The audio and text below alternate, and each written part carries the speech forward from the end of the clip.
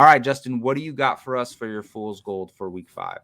I'm gonna go a little bit hot and heavy on this one and bench Clyde Edwards-Helaire. Even Woo! though he's been really good the past 2 weeks, they play Buffalo, and I was fighting with this because he got 100 yards in last 2 games, but he also did receiving work on the back end. I need more of a track record to say that will be consistent.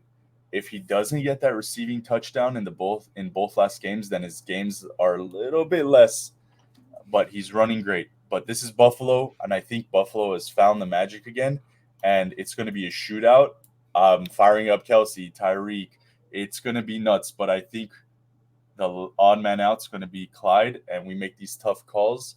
I don't think anyone's going to bench Clyde based off my recommendation, but I would temper expectations in this matchup. Buffalo's good against the running back, and they're going to have a shootout. So let's see it.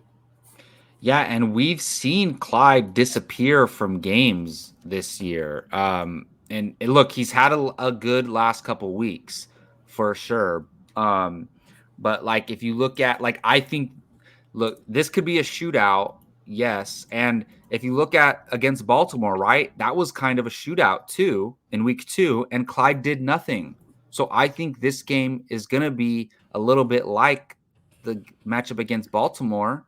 And while Clyde could perform in certain game script situations, I don't think this is a good game script situation for him. Look, you probably don't have a better option, to be honest. But sometimes these fool's golds and what we did last year too, a lot of the times was just letting people know to temper their expectations. Like, don't rely on him to win you your matchup this week.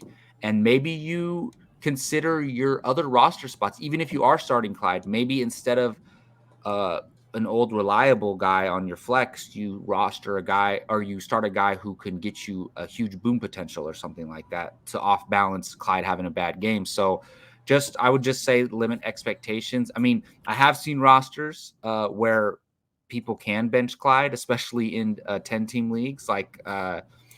I know maybe Joe in our dynasty league, he could probably afford to bench Clyde Edwards-Helaire because his team's very, very stacked.